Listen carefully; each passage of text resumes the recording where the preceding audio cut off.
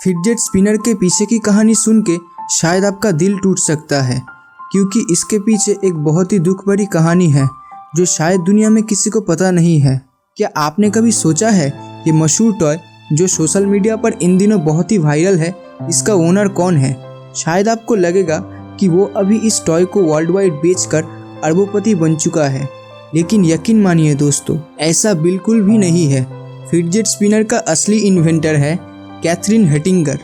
बड़ी media company जैसे the Guardian, the New York Times, New York Post, इन सभी का दावा है कि फिडजेट स्पिनर का असली इन्वेंटर है कैथरीन हटिंगर, जो कि पेशे से एक केमिकल इंजीनियर है। हटिंगर के मुताबिक फिडजेट स्पिनर की ओरिजिन थी अर्ली 90s में, जब वो एक बीमारी से जूझ रही थी, जिस बीमारी का नाम है मियास्थीनिया ग्रेविस। ये एक ऐसी बीमारी है जिसमें लोगों की मसल्स बहुत ही वीक हो जाती है और उसी टाइम पे उन्हें अपनी बेटी को भी केयर करनी थी, जिसकी आज के टाइम पे 30 साल की उम्र हो चुकी है। तो उन्हें समझ ही नहीं आ रहा था कि वो दोनों काम एक साथ कैसे करें। तभी उनके दिमाग में ये आइडिया आया कि मैं एक ऐसा टॉय बनाऊं जिससे मेरी बेटी भी खेल सके और मेरा भी स्ट्रेस रिलीज हो। और यही से शुरू हुई फिडजेट स्पिनर की इन्वेंशंस। लेकिन उस हिसाब से आज के टाइम पे उनको करोड़पति बन जाना चाहिए था, लेकिन वो इससे एक भी पैसा नहीं कमा रही है, जहाँ पे उन्होंने ही ये इन्वेंशंस करी थी। तो कहानी पे आते हैं। तो इसका एक अपग्रेडेड वर्जन उन्होंने बनाया और इसके डिज़ाइंस पे काफ़ी इम्प्रूवमेंट करी और इसे फ्लोरिडा के मार्केट पे बेचा, जहाँ पे इसका काफ़ी अच्छा सेल हुआ और वो इस स्पिनर की 1000 यूनिट बेच चुकी थी। फिर उन्होंने ये निर्णय लिया कि उन्हें इस डिज़ाइन को पेटेंट करवा लेना चाहिए। तो उन्होंने 28 में 1993 में इसकी पेटेंट फाइल कर दी और अपनी बेटी के साथ वाशिंगटन डीसी निकल गई और 4 साल बाद जाके ये पेटेंट कंफर्म हुआ। तब उन्होंने ये ठान लिया कि अब इसे कमर्शियल सक्सेस बनाया जाए। लेकिन ये वही वक्त था जब उन्हें बहुत बड़ा झटका लगने वाला था। टॉय मैन्युफैक्चरर हैस्ब्रो ने इसकी टेस्टिंग करी और डिज़ाइंस को देखने और जांचने के बाद इसके प्रोडक्शन से मना कर दिया। इस बड़े से झटके के बाद कैथरीन टूट चुका था।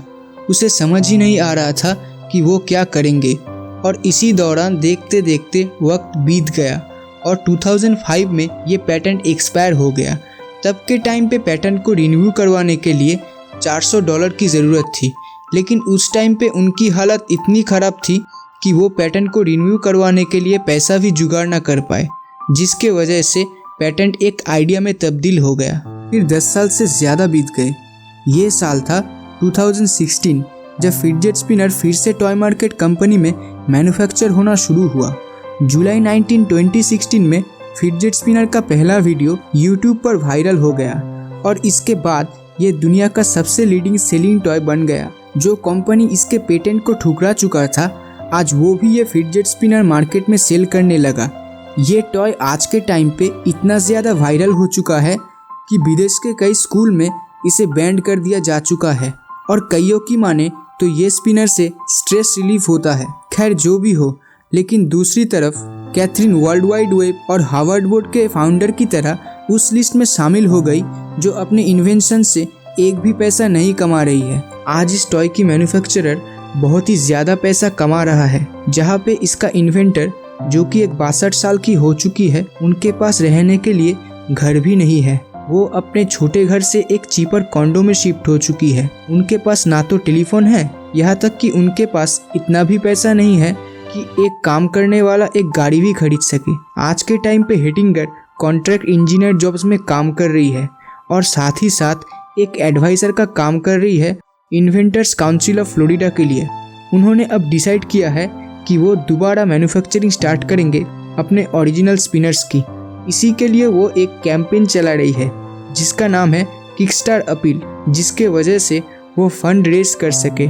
इन सभी के बावजूद कैथरीन का ये कहना है, मैं खुश हूँ कि मेरी बनाई हुई टॉयज़ को पूरे दुनिया ने समझा और इसके ऊपर काम करा। मेरे लिए यही बहुत बड़ी बात है। तो अगर ये वीडियो आपको अच्छा लगा हो तो हमारे वीडियो को लाइक कीजिए और अगर पसंद नहीं आया हो तो डिसलाइक कीजिए। और हाँ, हमारे चैनल को सब्सक्राइब करना मत भूलिए, क्योंकि मैं ऐसी वीडियोस हर हफ्ते लाता रहता हूँ। तो आपसे मिलेंगे अगले वीडियो में। Thanks for watching.